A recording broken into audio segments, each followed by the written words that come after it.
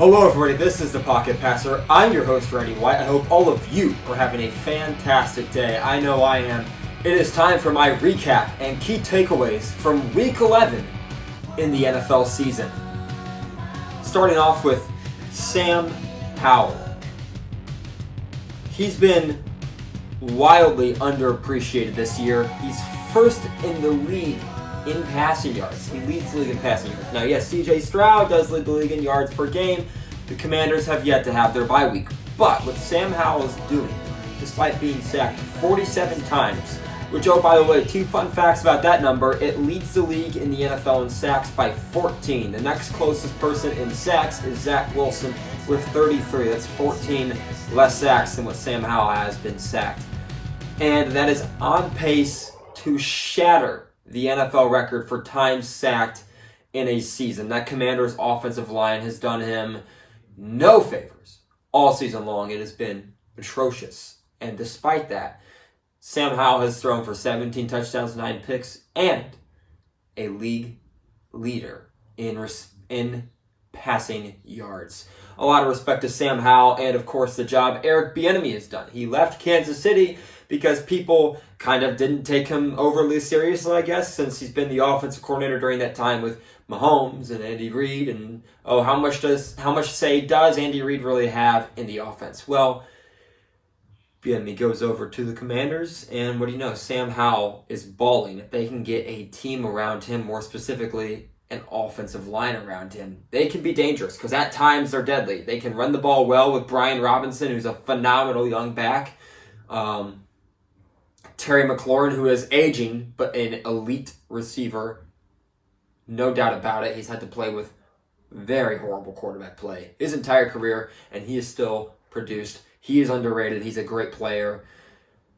The Commanders did, of course, trade away their two best pass rushers on the edge, so they're going to have to build back there if they want to get a good, formidable team to compete in years to come. But I think they've got their guy at quarterback. When I watch Sam Howell play, this is a guy that he drops back to pass, and he holds on to the football sometimes, but he throws the ball with tremendous anticipation, accuracy, and touch. The way he's able to drop that ball in over zones and over man, he throws a beautiful football. He's very accurate, and he throws the ball with terrific touch. It's not something you see a whole lot of, to be honest with you. A lot of guys want to fire in lasers, and Howell has a good arm, and he can make those laser throws. But when he needs to drop it in over a safety or drop it in over a linebacker, over a two-flat zone, right? He can get that ball to drop in right in the right spot in between the corner and the safety, or over the middle, over the top of a Mike linebacker, dropping back into a Tampa 2 before the safeties converge on that deep middle route. He throws those deep crossers exceptionally well also. So Sam Howell is someone that I look forward to seeing him kind of put his game together and progressively grow and improve over the course of years to come. I think the Commanders just might have their franchise guy over there. I've been very impressed with Sam Howell.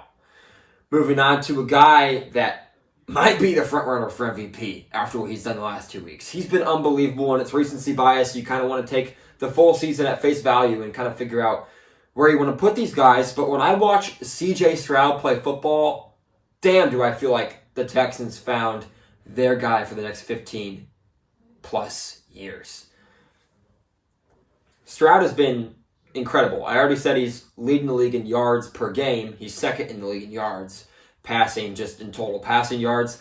Back-to-back game-winning drives where he has been just clutch. And against good defenses. The Buccaneers, our defense has been very solid all year long. The Bengals, I just got done calling the Bengals defensive coordinator a genius last week. Well, that didn't seem to matter much to C.J. Stroud because they marched right down there for the game-winning field goal. He's been just incredible, really all year long. Kind of hit a little bit of a divot in production, but you're looking at a guy that they blew out the Jaguars, they blew out the Steelers, and then they get in two high-scoring shootouts against the Buccaneers and the Bengals. He is the complete package, and he can perform under any circumstance. I love what I've seen from C.J. Stroud.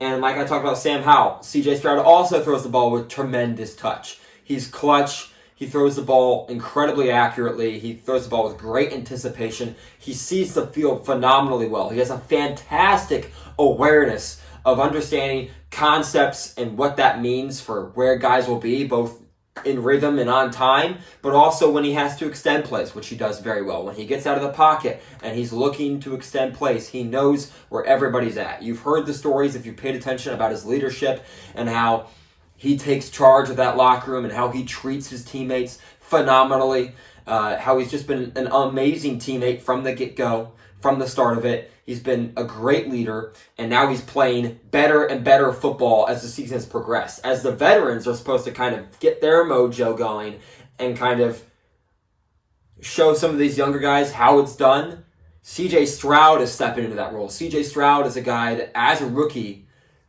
is looking like a seasoned veteran.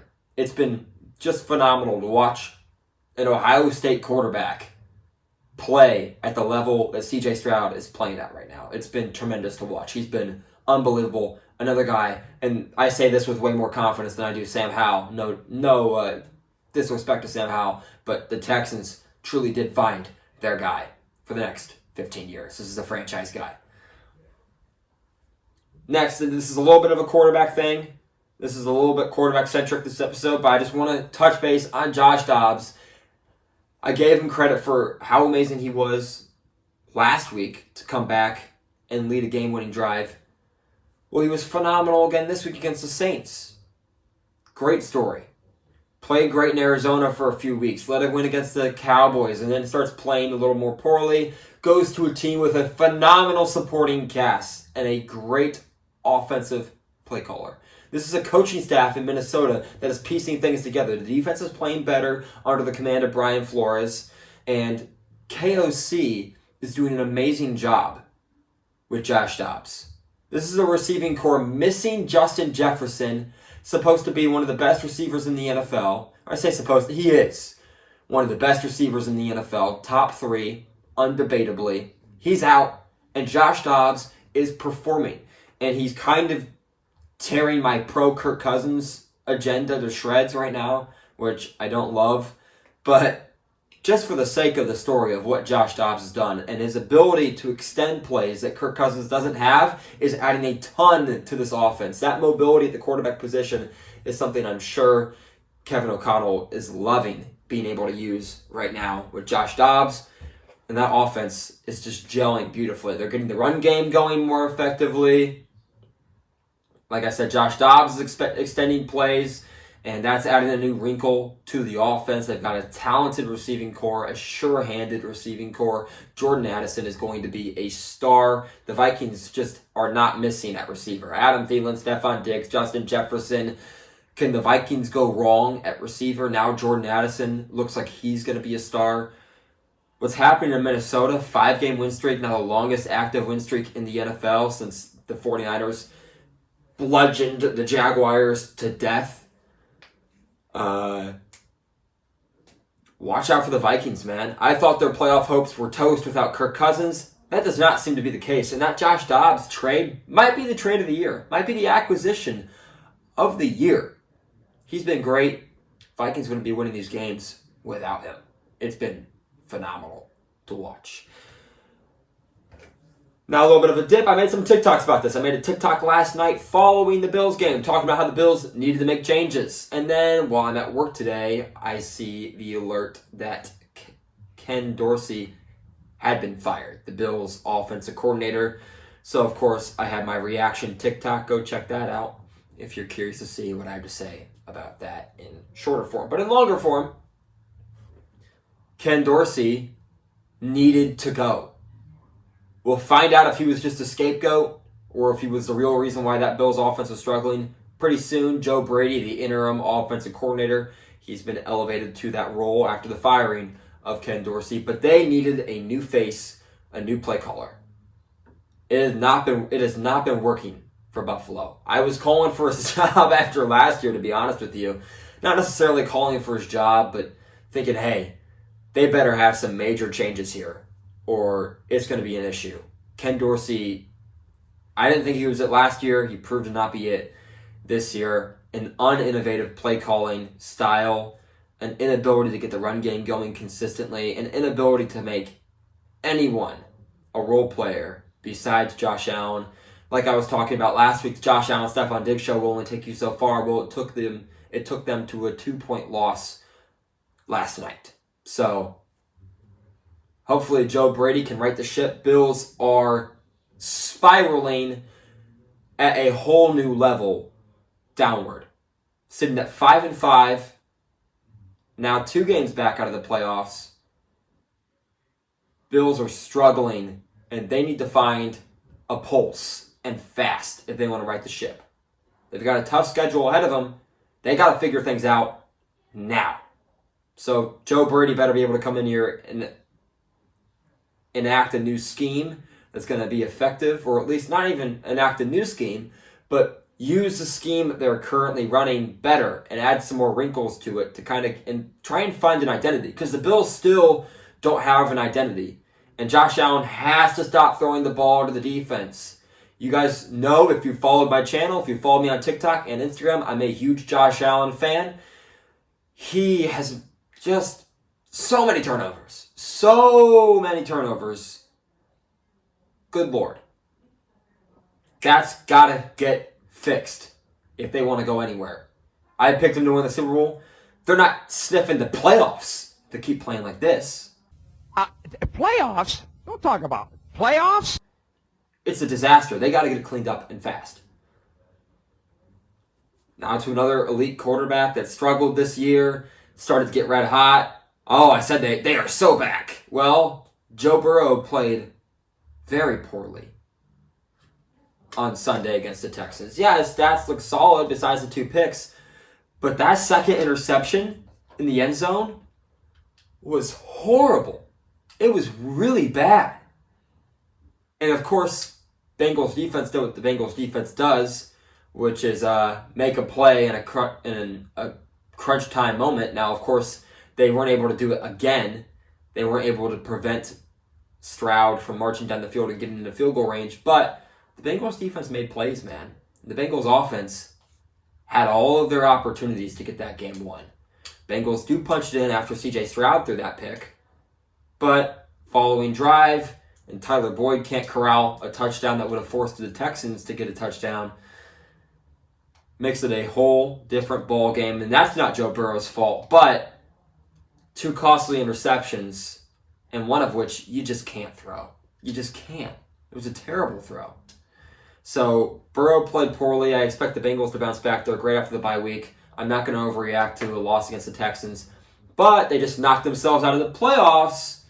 They're in a great division. They're last in that division, and the teams in that division all have 3 losses besides them. 7-3 Ravens, 6-3 Steelers, 6-3 Browns, and then the 5-4 Bengals. And by the way, this weekend you got Bengals Ravens on Thursday night. You've got Steelers Browns on Sunday. Steelers could be winning the AFC North by the conclusion of Week 11, which is just, it blows my mind. That's insane to me. But it's a reality. Despite the fact that they've been outgained in all 9 of their games this year, they sit at 6-3. They are clutch in the fourth quarter. The offense shows up in the fourth quarter in each and every one of their wins. Kenny Pickett has been phenomenal in the fourth quarter. For as bad as he's been in the first 3 quarters, he's been great in the fourth quarter. Bengals have to be damn near perfect in a tough schedule if they want to compete for this division. It's too good. The AFC North is too good. And although I picked the Bengals to win the division, and when they got on their little win streak there of 4 games, I said they're probably going to win the division. Also, don't be shocked if they somehow miss the playoffs, because that division is so good, that conference is so good, and the Texans are rolling right now, and now they have a tiebreaker.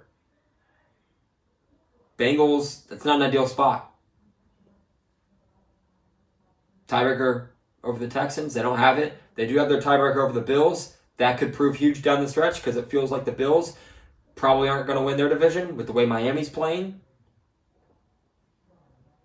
Chargers are right there, though, in that AFC playoff race.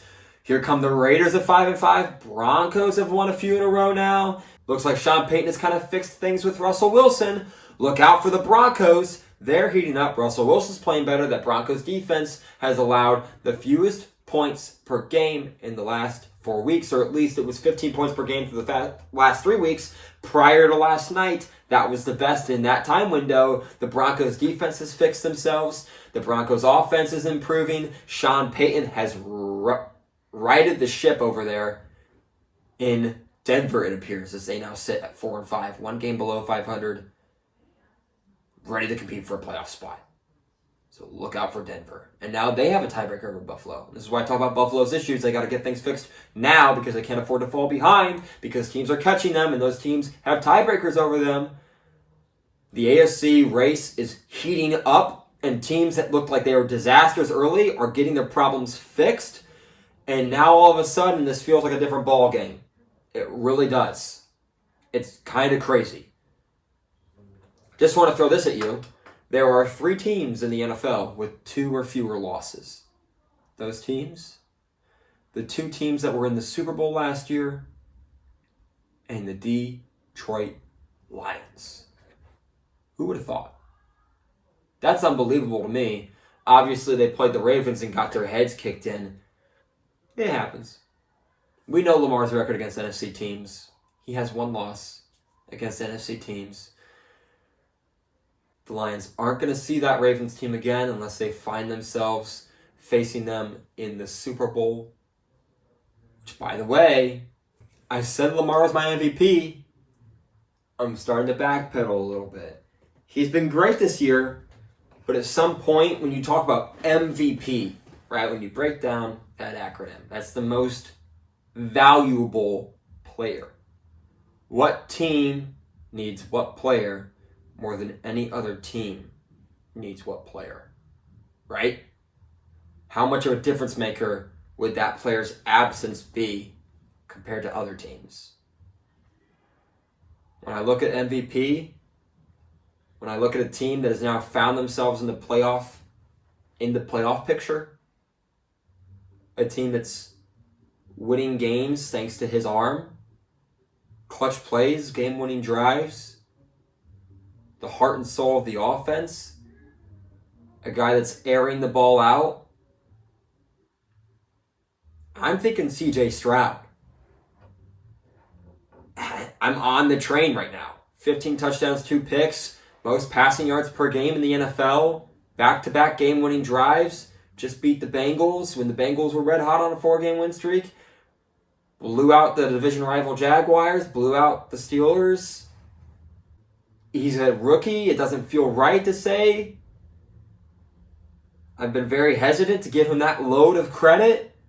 But when I look at MVP, when you look at that selection, it's teams that are in the playoff hunt, teams that are in the playoff picture with good records that are clearly dominant, right? You got to still consider Mahomes because where would the Chiefs be with the record they've got without him? But the Otis is more on the defense, and that takes Mahomes down a couple notches. He's definitely not the front runner, right? You look at the Ravens. You talk about their defense.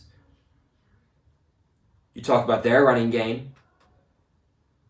You talk about how efficient they are. You talk about how, yeah, Lamar has his career high in yards per attempt, but he's got his career low in air yards per completion, right? So the amount of yards through the air his passes travel before they get completed. He's got a career low in that. What does that mean? That means yards after the catch, right? Throwing the ball to athletes, getting them in space. You're definitely not thinking Brock Purdy for MVP.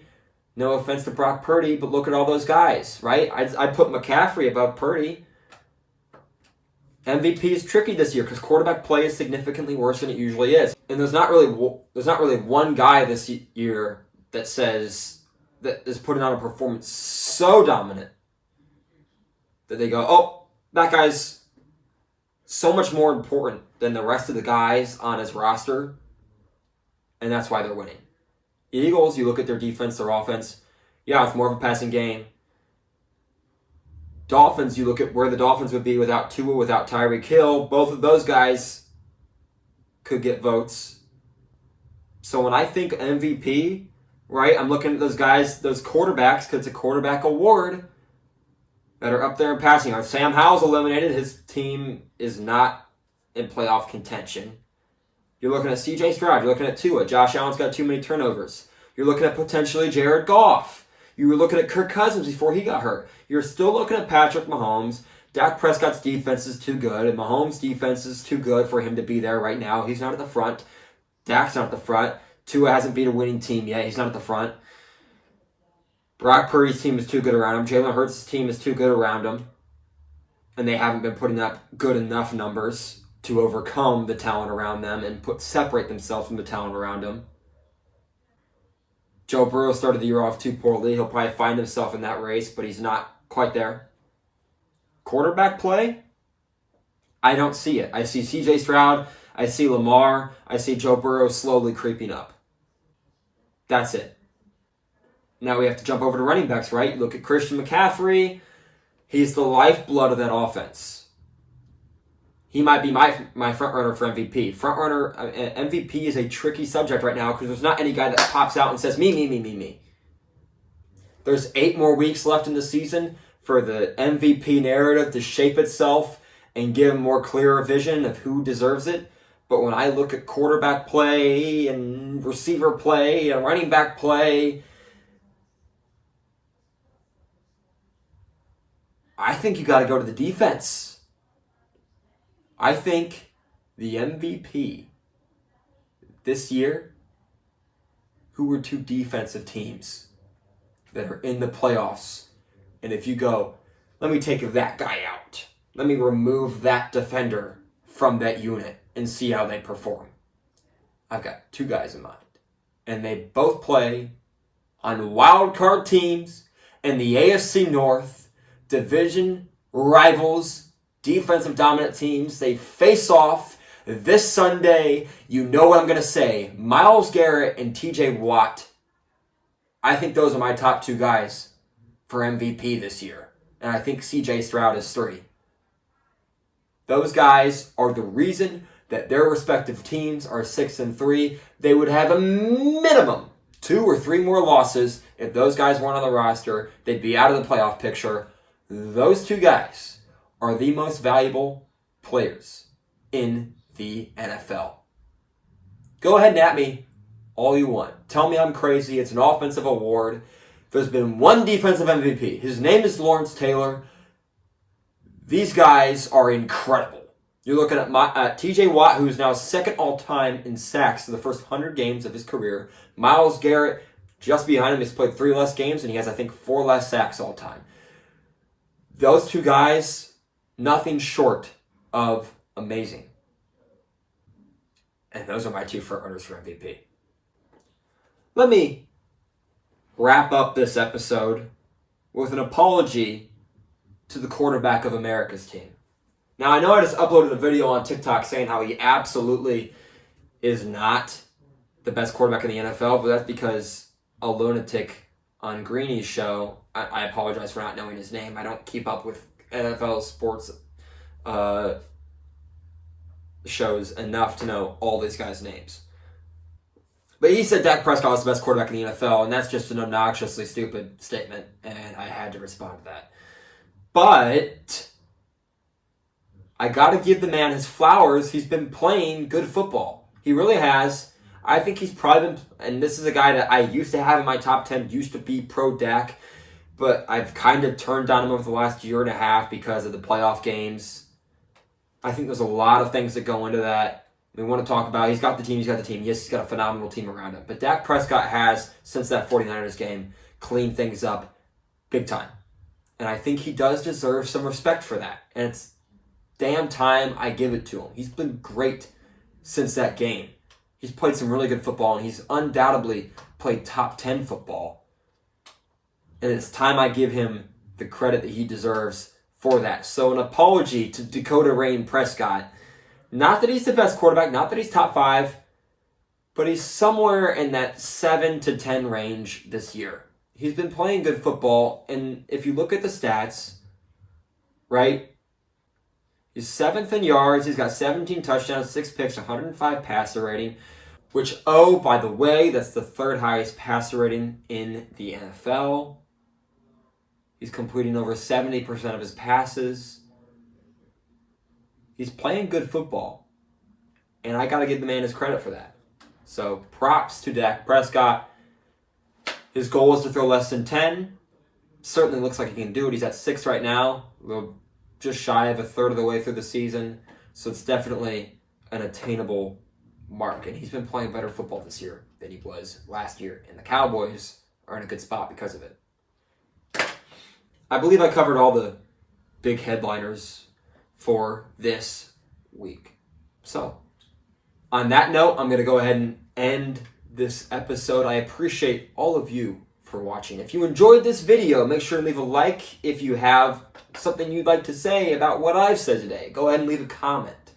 Subscribe if you want to see more of my content, if you enjoy my content, and hit that bell icon if you want to be notified when new videos drop. I did edit and upload my second Madden Ultimate Team video last night. That was a lot of fun to record, play, and edit. I really enjoyed that whole process. It was a great game. The dude was on the mic talking to it seemed like a family member. He was kind of explaining stuff to him as he was playing. He was talking a little trash to me. I couldn't talk to him because I had to make sure the audio was coming through the TV. And I wanted to make sure I was, making good content. And sometimes hopping on the mic and just talking to him and not talking to the camera kind of throws things off. But it was a lot of fun to record, a lot of fun to edit. And I hope you guys enjoy that video if that's the kind of content you are interested in. For those of you that just care about me talking about sports, feel free to completely ignore that. More of these videos will, of course, be out. Go ahead and check out my clips on Instagram and TikTok where I have extra clips of me talking, giving my takes on specific games, certain reactions. Like I mentioned the Dak Prescott TikTok I did, talking about Ken Dorsey and the Bills, and so forth. So go ahead and follow me over there on Instagram and TikTok at The Pocket Passer. As always, I appreciate each and every one of you for watching. I really do. And I will see all of you in the next video.